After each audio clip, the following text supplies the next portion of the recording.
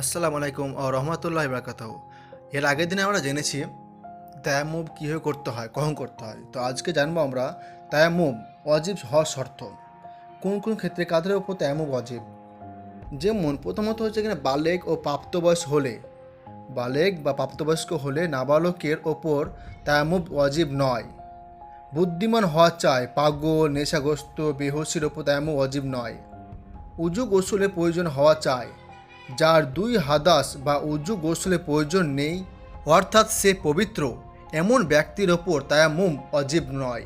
যেসব জিনিস দ্বারা তায়াম্মুম জায়েজ সেগুলো ব্যবহারে সক্ষম হওয়া। নামাজে ওয়াক্ত সংকীর্ণ হওয়া, ওয়াক্তের শুরুতে তায়াম্মুম ওয়াজিব নয়। এবারে জানবো আমরা তায়াম্মুম হওয়ার জন্য বা তায়াম্মুম শুদ্ধ হওয়ার জন্য শর্ত। প্রথমত হচ্ছে মুসলমান হওয়া দরকার। কাফেরে তায়াম্মুম সহিহ নয়, অর্থাৎ কাফের অবস্থায় তায়াম্মুম করে ইসলাম গ্রহণ করার পর নামাজ জায়েজ নয়। অবশ্যই ইসলাম গ্রহণের সময় যে গোসলটি মুস্তাহাব তার বদলে তায়াম্মুম করে থাকলে সেক্ষেত্রে মুস্তাহাব আদায় করার সওয়াব পাবে। তায়াম্মুমের নিয়ত করা, অর্থাৎ যে পবিত্রতার কারণে তায়াম্মুম করা হচ্ছে তা থেকে কিন্তু পবিত্রতার নিয়ত করা, কিংবা যে উদ্দেশ্যে তায়াম্মুম করা হচ্ছে তার নিয়ত করা। যেমন যদি জানাজা নামাজের তায়াম্মুম করা হয় বা কোরআন শরীফের তেলাওয়াতের জন্য তায়াম্মুম করা হয় তাহলে এর নিয়ত করা। তবে এক্ষেত্রে একটা কথা মনে রাখতে হবে যে নামাজ এমন তায়াম্মুমের দ্বারা শুদ্ধ হবে যাকে নাপাকি থেকে পবিত্রতা লাভের নিয়তে করা হয়েছে, কিংবা এমন কোনো স্বতন্ত্র আলাদা ইবাদতের নিয়ত করা হয় যা পবিত্রতা ব্যতীত আদায় হতে পারে না। সম্পূর্ণ মুখমণ্ডল ও উভয় হাত কুনহাসহ মাসেহ করা। মাসেহ বাধাগ্রস্ত হয় দেহে এমন বস্তু যেন না থাকে, তেল বা চর্বি, মোম, আংটি, চুড়ি ইত্যাদি। পুরো দু হাত বা এর অধিকাংশ দিয়ে মাসেহ করা। এবার আমরা জানবো তায়াম্মুমের জন্য কত বড় মাটির ঢেলা হওয়া চাই।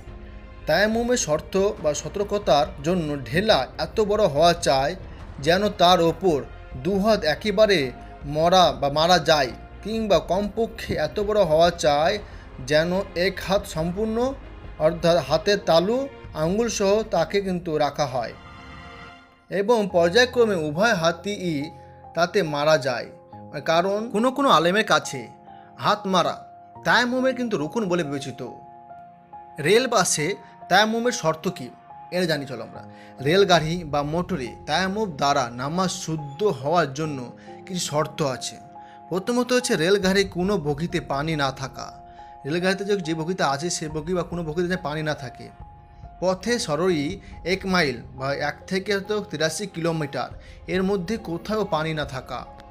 যদি রেলগাড়ি বা মোটর গাড়ি কোনো তাকে বা তাক্কার ওপরে একটু পরিমাণে ধুলোবালি লেগে থাকে, যে হাতে হাত দিয়ে সহজে তা লেগে যায় তাহলে তার উপর তায়াম্মুম করে নিবে।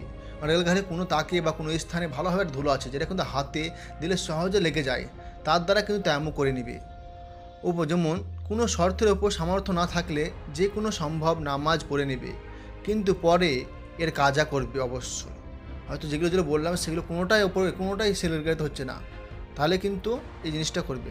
তবে রেলের মধ্যে যদি দৃঢ় বিশ্বাস হয় যে নামাজের ওয়াক্তের মধ্যে পানি পাওয়া যাবে তবে নামাজ পিছিয়ে দেওয়া মুস্তাহাব। পানি পাওয়া গেলে তা দিয়ে উজু করে নামাজ আদায় করা নিবে।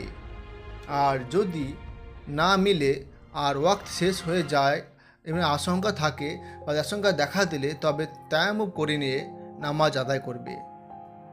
অনেকে প্রশ্ন হয়, গোসল ওয়াজিব হয়, রোগ বৃদ্ধি বা অসুস্থ হয়ে যাওয়ার আশঙ্কা দেখা দেয়, তাহলে এমন অবস্থায় তায়াম্মুম করা যাবে কি? আসলে সন্দেহ গ্রহণযোগ্য নয়। যদি কারো প্রকৃতি অবস্থায় এমন হয় যে গরম পানি দিয়ে গোসল করলে ও রোগ বেড়ে যায় বা রোগ বেড়ে যাওয়ার আসল বা প্রবল ধারণা হয়, তাহলে সে গোসলের বদল তায়াম্মুম করতে পারবে। তো আজকে ভিডিও এই পর্যন্ত, আবার দেখা হবে অন্য একদিন ইসলামিক অন্য এক টপিক নিয়ে। তো ভালো থাকেন, সুস্থ থাকেন।